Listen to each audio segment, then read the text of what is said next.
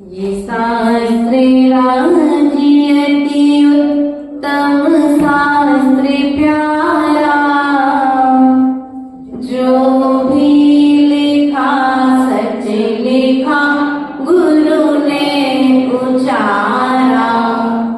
जो जो रहस्य उसमें गुरु आप बोलो, मैं मौन हूँ अब यहाँ गुरु आप बोलो, मैं मौन हूँ अब यहाँ गुरु आप बोलो।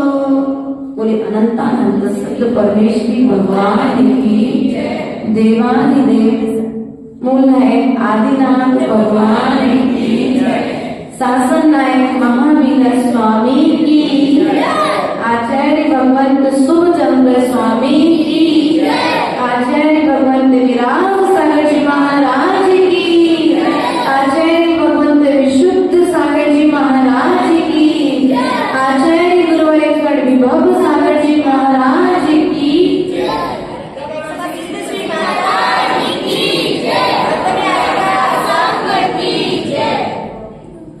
प्रिय बंधुओं, पूर्व की कहानी जो मुनिराज ने बतलाई थी, बैल ने अपनी सत्यता का प्रमाण देने के लिए अपने मुख में गरम गरम लोहे का गोला रख लिया था और यह प्रमाण किया था कि मैंने किसान के बेटे को नहीं मारा है।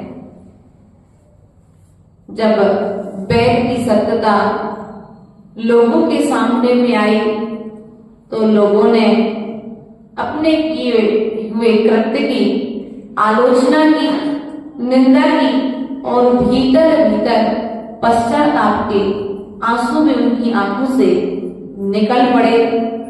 इसी क्रम को आगे बढ़ाते हुए मुनिराज ने जिनदत्त से कहा, देखो जिनदत्त से बिना विचारे हमें किसी पर भी शंका नहीं करनी चाहिए। जैसे लोगों ने उस मां के विषय में विचार नहीं किया, उस सोम शर्मिका के विषय में उसने विचार नहीं किया क्यों उसने उस बच्चे को मारा होगा, और बैल के सींग पर पड़े हुए बच्चे को देख करके, बल्कि बैल पर शंका करके उस बैल को बहुत मारा, बहुत पीटा। लेकिन सत्य एक दिन सामने आ जाता है, इसलिए हमें बिना विचारे कभी भी किसी पर शंका नहीं करना चाहिए।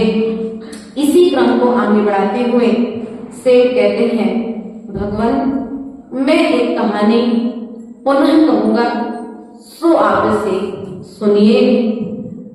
सेठ कहता है कि इस लोक में पद्मरथ नाम का एक नगर है और पद्मरथ नगर का राजा वसुपाल है। एक दिन वसुपाल को अयोध्या के राजा जितशत्रु से कार्य पड़ा तो उसने अपने एक योग्य ब्राह्मण को बुला करके पत्र लेकर के उस अयोध्या नगरी के राजा के पास में भेजने का निर्णय किया। जब वह ब्राह्मण रास्ते में पत्र लेकर के जा रहा था और रास्ते में जाते जाते वह थक गया, उसे बहुत तेज प्यास लगी, लेकिन चारों ओर उसे पानी ना दिखा।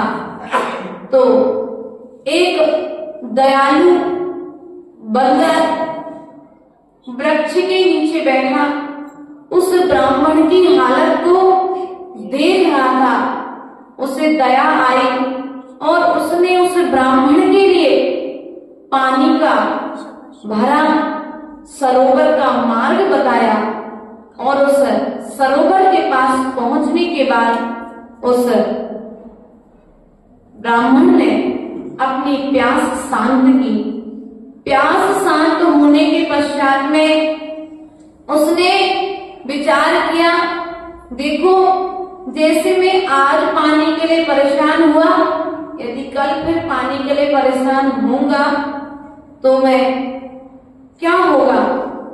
तो उसने देखा उसके पास में पानी रखने का कोई पात्र नहीं था, तो उसने कहा पात्र कहां से लाया जाए। तो जो बंदर उसके बाजू में खड़ा था उसने विचार किया, क्यों ना इस बंदर को मार करके इसकी खोली का थैला बना करके क्यों ना उसमें जल रख करके आगे की यात्रा को तय किया जाए। उसने उस बंदर को मार दिया और मार करके थैली में बना करके जल भर के आगे की यात्रा की चला गया। तो सेठ ने मुनिराज से कहा, बताओ मुनिराज भगवान, क्या यह है उस उपकारी बंदर के प्रति ब्राह्मण का व्यवहार ठीक था क्या। तो भगवान बोले, नहीं, अपने उपकारी के प्रति कभी भी अपकार की भावना नहीं होना चाहिए, सदा ध्यान रखना चाहिए। कभी भी किसी ने भी छोटे रूप में उपकार किया हो या बड़े रूप में उपकार किया हो, उपकार सदा उपकार हुआ करता है। इसलिए कभी भी अपने उपकारी के प्रति मन में विकल्प ना ला करके हमारे लिए सदा उसकी रक्षा का भाव रखना चाहिए। मुनिराज ने कहा, तुमने सत्य कहा, लेकिन अब मैं एक कहानी कहता हूँ, तुम भी उस कहानी को सुनो। भगवान कहते हैं, इसी जम्बूद्वीप में एक कौसुंबी नगर है। कौसुंबी नगर में एक सोम शर्मा नाम का ब्राह्मण निवास करता है और सोम शर्मा की एक बहुत सुंदर सी कपिला नाम की पत्नी है। कपिला और सोम शर्मा अपना जीवन बहुत आनंद से व्यतीत कर रहे थे और उस आनंद की जिंदगी में कभी कभी उन्हें दुख हुआ करता था, क्योंकि विवाह के पश्चात में यदि स्त्री को संतान ना हो तो वह अपने आप को बहुत गलत समझती है, अर्थात वह बहुत दुखी होती है भीतर भीतर में। एक दिन जब वह सोम शर्मा खेत पर गया तो उसने उस खेत में एक न्योले का बच्चा देखा और वह उस न्योले के बच्चे को घर पर लेकर के आया। और जब उस न्योले के बच्चे को घर पर लेकर के आया तो उस कपिला ने अपने बालक तुल्य उस न्योले का पालन किया। जैसे एक माँ अपने बच्चे का ध्यान रखती है, वैसा ही ध्यान उस कपिला ने उस न्योले का रखा। न्योला कुछ ही समय पश्चात बड़ा हो गया और यहाँ पर पुण्य के प्रताप से सोम शर्मा के यहाँ भी एक पुत्र रखने की प्राप्ति हुई। एक दिन जब सोम शर्मा खेत पर गया हुआ था तो कोई काम से कपिला को भी खेत पर जाना पड़ा। वह उस न्योले के भरोसे पर अपने पुत्र को छोड़ करके चली गई। लेकिन जैसे ही हो गई, थोड़ी देर बाद उस न्योले ने देखा कि घर में एक सांप प्रवेश कर रहा है। जब वह सांप को प्रवेश करते उसने देखा तो उसने विचार किया कि ये सर्प कहीं बालक को मार ना दे, काट ना दे। तो वह न्योला बार बार उस सांप से रक्षा करने के लिए बालक के सामने में आता और ऐसा करते करते दोनों के बीच में युद्ध छिड़ गया और उस न्योले ने उस सांप को मार डाला। जैसे ही कपिला खेत से लौटी तो वह न्योला उस कपिला के पैरों में जाकर के दहशत के कारण, डर के कारण वह उसके पैरों से लिपट गया। कपिला ने देखा कि न्योले के मुख पर खून लगा है। उसने विचार किया, खून लगा है, मतलब इसने मेरे बच्चे को मार दिया। ऐसा विचार कर उस कपिला ने क्रोध में आकर के उस न्योले को भी, और जैसे ही उसने न्योले को मारा, अंदर से बच्चे के रोने की आवाज आई। उसने अंदर जाकर के देखा, बच्चा पालने में झूल रहा था। वह अपने इस कृत्य के लिए बहुत पछताने लगी। तो कहने का तात्पर्य मुनिराज बोले, कभी भी हमें बिना विचारे कोई कार्य नहीं करना चाहिए। सेठ ने कहा, देखो भगवान, आपने जो बात कही वह सत्य है। कपिला को ऐसा कार्य नहीं करना चाहिए था, लेकिन मैं आपसे एक कहानी कहता हूँ, सो आप उसे सुनिए।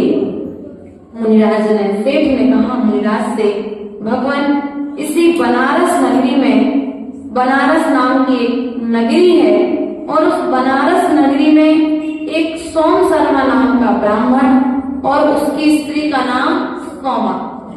क्या नाम है? सोमा और सोम शर्मा। आप दिक्कत नहीं होगी नाम बताने में। लगभग अब कहाँ तक लिखने वाला नाम बदले, इसलिए एक नाम से उन्होंने काम कर दिया। एक दिन क्या हुआ कि वह सोम शर्मा जो था, उसकी पत्नी व्यभिचारिणी थी। वह जब जब घर में सोम शर्मा नहीं रहता था, तो अपने घर में अन्य पुरुषों को बुला करके वह अपने संतुष्टि किया करती थी। अर्थात वह एक दिन उसने मौका देख करके, जब उसका पति बाहर गया था, तो उसने अन्य पुरुषों को अपने घर पर बुला लिया। और जब वह घर पर सभी पुरुष उसके साथ में उसके घर पर थे, इतने में उसका पति बाहर का कार्य पूर्ण करके घर वापस, और जैसे उसने जब यह दृश्य देखा, तो वह यह सब कुछ देख करके वैराग्य को प्राप्त हुआ। अर्थात उसे विषय भोगों से विरक्ति हो गई। उसने अपने घर से निकलते समय एक बांस की लकड़ी में कुछ सोना रख लिया। जैसे ही जब यह अपने घर से निकला, तो इसके पीछे में एक छोटा सा बालक लग गया। अर्थात मायाचारी पूर्वक वह बालक का भेष बना करके उसके पीछे में लग गया और उसके साथ में रहने लगा। उसके साथ में तीर्थ यात्रा के लिए चल दिया। रास्ते में चलते चलते एक दिन दोनों किसी कुम्हार के घर पर ठहरे, और कुम्हार के घर पर जब ठहरे, तो उस मायावी बालक के सिर पर वो घास का टुकड़ा लगा रह गया। तो उसने उस सोम शर्मा ब्राह्मण से कहा कि देखो, आपने सिखाया है कि किसी का बिना दिया तिनका भी हमारे साथ में नहीं रहना चाहिए। सो मेरे साथ में यह कुम्हार के घर का घास का तिनका आ चुका है, मैं इसे वापस करने कुम्हार के घर पर जाकर के आता हूँ। ऐसा कहकर के वह कुम्हार के घर पर वापस गया, तिनका देकर के वापस आया, और आने के पश्चात में कुछ दिन सोम शर्मा के साथ में रहा। और फिर उसने एक दिन सोम शर्मा से कहा कि गुरुजी, मैं अब आपके साथ आगे नहीं चलूंगा। सोम शर्मा ने कहा, क्यों? आगे क्यों नहीं चलोगे? रास्ता अच्छा है, कुछ ही समय में हम तीर्थ भूमि पर पहुंचने ही वाले हैं। नहीं नहीं, तो हमारे साथ में ही अभी आगे चलना। सोम शर्मा ने उस बालक को बहुत समझाया, लेकिन वह न माना। तो उसने कहा, रास्ते में बहुत सारे जानवर मिलेंगे, बहुत सारे कुत्ते मिलेंगे, इसलिए मैं आपके साथ में नहीं चलता हूँ। यह सब जब उसने कहा, तो उस सोम शर्मा ने उसके पास में जो बांस की लकड़ी थी, उस लकड़ी में जो रत्न रखे थे, वो रत्न रखे हुए लकड़ी उस बच्चे के हाथ में दे दी। और जैसे ही उस बच्चे ने लकड़ी उसके हाथ में आई, वो उस सोम शर्मा को छोड़ करके भाग गया। तो बताओ भगवान, क्या यह व्यवहार उस बालक का सोम शर्मा के साथ उचित था? नहीं था। ऐसा विचार कर भगवान ने कहा, देखो अपने प्रति, परोपकार करने वाले के प्रति कभी भी हमारे लिए किसी को ठगना नहीं चाहिए। कहाँ तो एक तिनका वापस करने के लिए गया, उसने सेठ का विश्वास जीता और बाद में विश्वास जीत कर उसके साथ विश्वासघात कर दिया। आज संसार में यही हो रहा है, अपन जल्दी से किसी पर भी विश्वास कर लेते हैं और विश्वास के कारण हम विश्वासघात के पात्र होते हैं। इसलिए प्रिय बंधुओं, अपन के लिए तो बताया है, पानी पियो छान कर और गुरु बनाओ जान कर। इसलिए जो भी कार्य करो, घर में करो, व्यापार में करो, गुरु मंदिर में करो, कहीं पर भी करो, पहले उस कार्य के पहले देख लो कि इसका भविष्य में फल मुझे कहीं मैं यहाँ पर दान दे करके छला तो नहीं जा रहा हूँ, मेरे धन का प्रयोग क्या हो रहा है, या मैं जिनसे जुड़ा हूँ, आदि आदि बहुत सारी बातें होती हैं। हमको कहीं कोई छल ना ले, इस विषय में हमें सदा विचार करते रहना चाहिए। यह कहानी सुनकर के मुनिराज ने कहा, तुमने यह जो कथा कही है वह भी सत्य है, लेकिन मैं भी एक कथा कहता हूँ, सो तुम उस कथा को सुनो। वह मुनिराज बोले, इसी पृथ्वी तल पर एक कौसुंबी नाम का नगर है। कौसुंबी नगर में एक गंधवर्धनीक नाम का राजा है, और राजा के नगर में एक रत्नों को साफ करने वाला गारदेव नाम का एक मनुष्य रहता है। क्या नाम मनुष्य का? गारदेव। गारदेव नाम का जो मनुष्य है वह रत्नों को साफ करता था। एक दिन जब वह एक रत्न को अपने हाथ में लिए साफ करने के लिए लेकर के आया, उसने उस रत्न को आंगन में रख दिया, और जैसे ही उसने उस रत्न को आंगन में रखा और रखने के पश्चात वह भीतर कुछ दूसरी सामग्री लेने के लिए गया, और उतने में जब लौट कर के आया तो उसने देखा कि घर के आंगन में मुनिराज मुद्रा बना करके खड़े हुए हैं। उसने मुनिराज का पड़गाहन किया। क्या किया? मुनिराज का पड़गाहन किया। पड़गाहन करके वह मुनिराज को आहार देने में लीन हो गया, और आहार देने के पश्चात लेने के पश्चात मुनिराज तो जंगल वापस चले गए, और यहाँ पर जो उसने आंगन में रत्न रखा था वो रत्न भी गोल हो गया। अब वो रत्न कहाँ गया बताओ? घर में मुनिराज के सिवा तो कोई आए नहीं था। अपन लोग भी ऐसे सोचेंगे ना, रत्न कहाँ चला गया? कोई श्रावक आहार देने नहीं आया, घर में कोई दूसरा सदस्य नहीं है, तो वो रत्न कहाँ चला गया? वो मुनिराज के पास में दौड़ता दौड़ता मुनिराज के पास में गया, और जैसे ही उसने ऊंची शिला पर बैठे मुनिराज को देखा, उसने मुनिराज को देख करके बहुत अपशब्द कहे मुनिराज से, उन्हें गालियां दी, और इतना सब कुछ करने के बाद में भी जब मुनिराज ने कुछ ना कहा तो उसने मुनिराज के लिए लातें और घूंसे मारना भी प्रारंभ कर दिया। दुर्वचनों के साथ साथ उसने मारना प्रारंभ कर दिया, फिर भी मुनिराज ने कुछ भी नहीं कहा।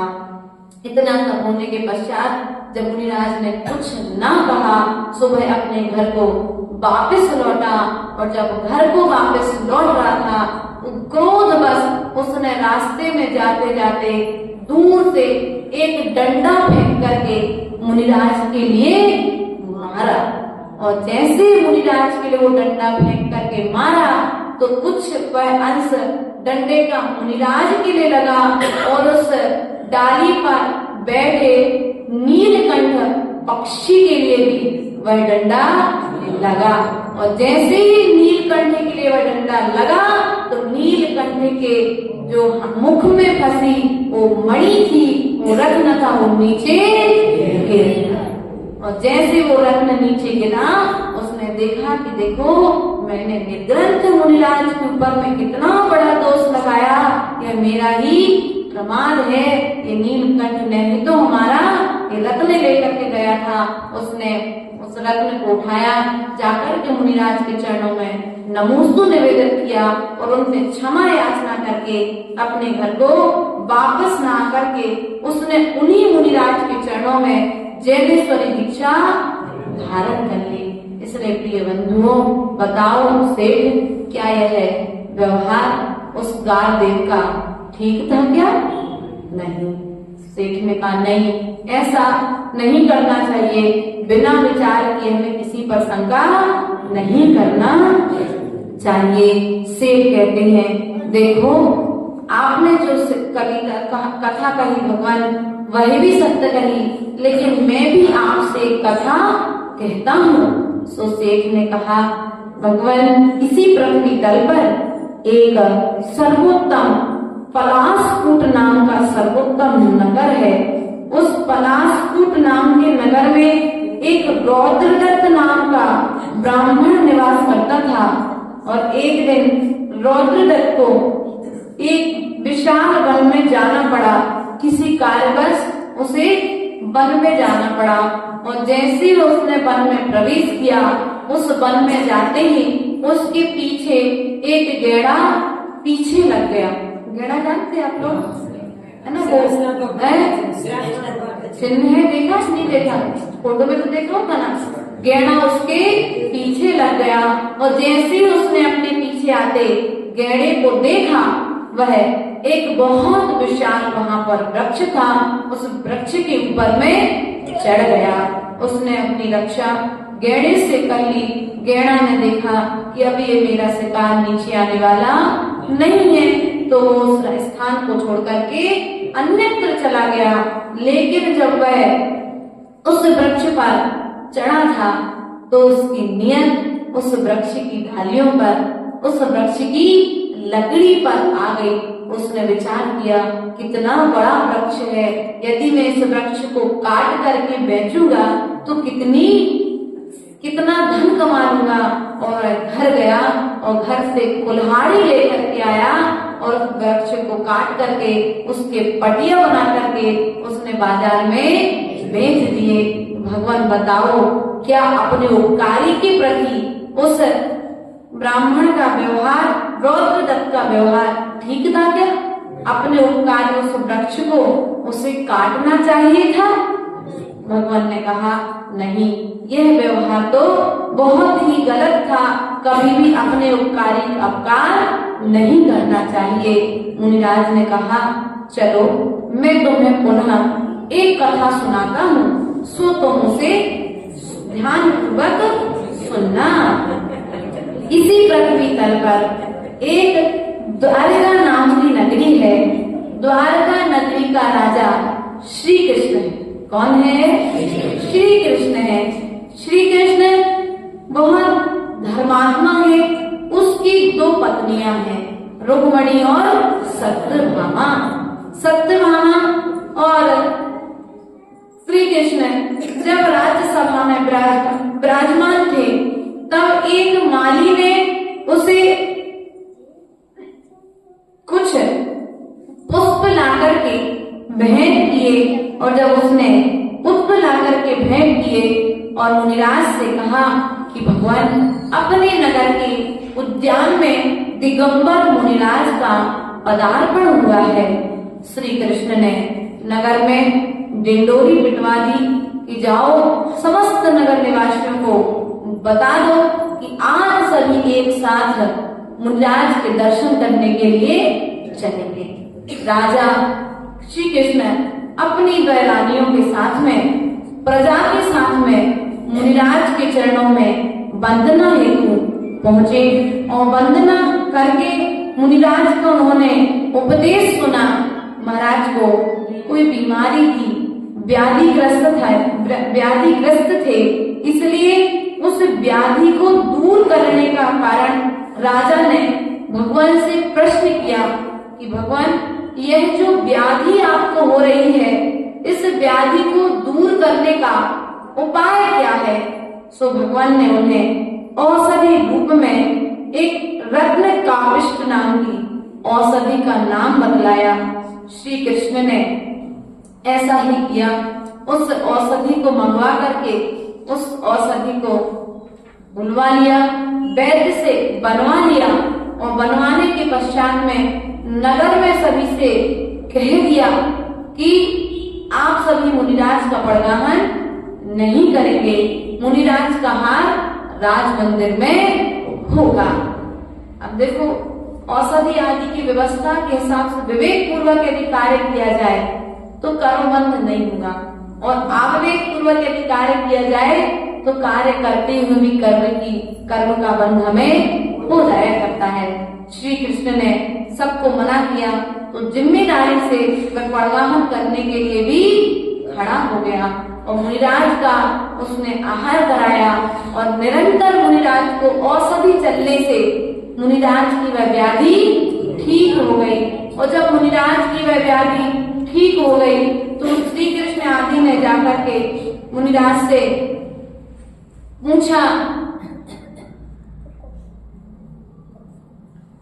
मुनिराज से जब जाकर के पूछा, भगवान अब आप स्वस्थ हैं, आपको कोई वेदना या व्याधि संबंधित कोई परेशानी तो नहीं? तो मुनिराज ने कहा, ये तो कर्म है, कर्म का उदय आता है और चला जाता है। लेकिन अब उनके राजा के साथ में जिस वैद्य ने ये औषधि बना करके दी थी, उससे बहुत भीतर में कसाय उत्पन्न हुई कि एक बार भी मेरा नाम, मैंने इतनी अच्छी औषधि बना के दी, मेरी औषधि के प्रभाव से ठीक हो गए और मेरा नाम इन्होंने, ऐसा संक्लेश भाव करते हुए वह वैद्य त्रियंच गति को प्राप्त हुआ और मर करके वह बंदर बन गया। जब वह बंदर बन गया और मुनिराज यहाँ पर स्वस्थ लाभ लेकर के वन में विहार करते हुए उसी वन में जा पहुंचे जिस वन में वह बंदर था। जैसे ही बंदर ने उन दिगंबर मुनिराज को देखा, वह दिगंबर मुनिराज को देखने के पश्चात उसे जाति स्मरण हुआ कि यह तो वही मुनिराज हैं कि जिनके लिए मैंने औषधि दी थी और इन्होंने औषधि लेकर के कर्म की दशा बदला करके मेरी प्रशंसा ना की थी। उसने वृक्ष के नीचे बैठे मुनिराज के ऊपर में एक ऊपर से लकड़ी तोड़ करके मुनिराज के ऊपर में गिरा दी और जैसे ही मुनिराज के ऊपर वह लकड़ी गिरी, मुनिराज के तन में वह बहुत तेज लगी और मुनिराज के तन से खून की धारा बहने लगी। अर्थात मुनिराज जला भी, तब भी मुनिराज अपने ध्यान से बिल्कुल विचलित नहीं हुए। क्या नहीं हुए? वे विचलित नहीं हुए। जब यह दशा उस बंदर ने देखी तो वही भी मुनिराज की इस दशा को देख करके वैराग को प्राप्त हो गया और मुनिराज को क्षमा याचना करता हुआ वह वहीं पर विराजमान रहा। प्रिय बंधु, यह सब दृश्य पास में ही खड़ा जिनदत्त सेठ का पुत्र कुबेर दत्त दोनों की कथाओं को सुन रहा था और वह सुनते सुनते अचानक से अब सेठ दूसरी कहानी करता उसके पहले उसने कहा, अब आप दोनों शांत हो जाओ, मैंने सारा धन चुराया था। और उसने कहा, मैंने सारा धन चुराया था और वह धन उसने अपना जो धन चुराया था उससे तो वो हार चुका था, लेकिन जब वह जुआ हुआ खेला होगा तो पुनः उसे उसने जुआ खेल करके प्राप्त कर लिया था। तो उसने वह धन ला करके अपने पिता को वापस दे दिया और उन्हीं ज्ञान सागर मुनिराज के चरणों में जाकर के जैनेश्वरी दीक्षा मणिमाला नाम के जो मुनिराज थे उनके चरणों में जाकर के पुत्र ने, जिनदत्त सेठ ने और कुबेर दत्त पुत्र ने, दोनों ने जैनेश्वरी दीक्षा प्राप्त कर ली। इसलिए प्रिय बंधुओं, हाँ, दोनों ने मुनि दीक्षा ले ली। प्रिय बंधुओं, दोनों कहानियों का तात्पर्य था, सेठ का कहना था परोपकारी के प्रति अपकार नहीं करना चाहिए, और मुनिराज की कहानियों का सार था कभी भी क्रोध के आवेश में आकर के अपनों पर शंका करके बिना विचारे हमें कोई भी कार्य नहीं करना चाहिए। आज अपन ने 11वां पर्व पूर्णता को प्राप्त हुआ। अगले पर्व में हम पुनः देखेंगे किस प्रकार से रानी चेला के गर्भ में कुणिक का पदार्पण और किस प्रकार से कुणिक के जन्म के पूर्व किस प्रकार के दोहला आदि चेलना के लिए होते हैं। यह बात हम पुनः 12वें नंबर के पर्व में देखने और समझने का प्रयास करेंगे। 283 नंबर पेज अपने आज हो गए। काय भक्ति आवर मुनिराज ने अंत में यहाँ पर यही कहा कि अतिशय निर्मल अर्थात भली प्रकार उत्तमोत्तम शास्त्रों के पाठी परिग्रह से सर्वथा निष्प्रय मनोभुक्ति वज्रभुक्ति काय भक्ति के धारक वे तीनों मुनिराज दुर्धर तप करने लगे। अर्थात उनने जो आपस में उनका जो वाद विवाद हुआ ना, तो उन्होंने इसी को काय भक्ति के अंतर्गत मान लिया कि मतलब एक दूसरे से संवाद चलता रहा होगा। अब इन्होंने खुलासा नहीं किया स्पष्ट, मैंने भी इस विषय को देखा था, बस उन्होंने इतना कह दिया अंत में कि तीनों मुनिराज फिर बाद में अच्छे से दुर्धर तप करने लगे। कि कहानियों के माध्यम से आपस में दोनों का संवाद हुआ है। प्रिय बंधुओं, हमें अपने जीवन में ध्यान रखना है कि कभी भी जो कृत्य यहाँ पर जिंदा सेठ ने किया, पहले तो हमें कृत्य ही नहीं करना। मुनिराज के कक्ष में, मुनिराज के प्रवचन की टेबल के नीचे, प्रवचन की मंच पर या जहां जहां पर साधु बैठता है सामयिक के लिए, कभी ऐसा नहीं करना धोखे में तुम सोने की माला मुनिराज को जाप करने दे जाओ और मुनिराज को ध्यान नहीं रहे, सुबह जंगल चले जाएं और तुम्हारी माला कमरे से और तुम कहो हमने तो महाराज को दी थी, तो महाराज तुम्हें माला। ऐसा होता था। आचार्य गुरुदेव जब अन्य स्थानों पर विहार करते हैं और प्राय करके सूत की माला गुरुदेव के हाथ में रहती है, चांदी और सोने की माला लगभग हमारे संघ में कोई यूज नहीं करता। ब्रह्मचारी दीदी भैया की बात अलग है, लेकिन महाव्रती रूप में लगभग साधु नहीं करते। एक आध दो होंगे, कोई तो होंगे, बाकी नहीं करता कोई। तो आचार्य गुरुदेव ने उनको माला हम लोगों ने बना के किसी ने भेंट की। आचार्य गुरुदेव ने वो माला किसी श्रावक को जंगल जाने के पूर्व हाथ में दे दी। अब सामने वाले ने सोचा महाराज ने तो इसलिए दी थी माला, सूत की माला, कि अभी जंगल से लौट करके आएंगे तो वापस। सामने वाले ने सोचा देखो हम जंगल आए तो महाराज ने माला भेंट कर दी। अब एक दिन एक श्रावक लेकर के गया, दूसरे दिन दूसरा श्रावक। हम लोग रोज नई नई माला निकाल करके देने में आचार्य गुरुदेव बोले देखो तो कहने का तात्पर्य है कि गुरुजनों से यदि हमको कोई वस्तु प्राप्त होती है तो एक बार हमें पूछ लेना चाहिए कि ये वस्तु क्या आपने हमें हमेशा के लिए दी है कि थोड़े समय के लिए दी है। ऐसा विचार करके हमारे लिए अपने अपने जीवन को उन्नति की ओर लेकर के जाना चाहिए। बोले परम पूज्य आचार्य गुरुवर विभव सागर जी महाराज।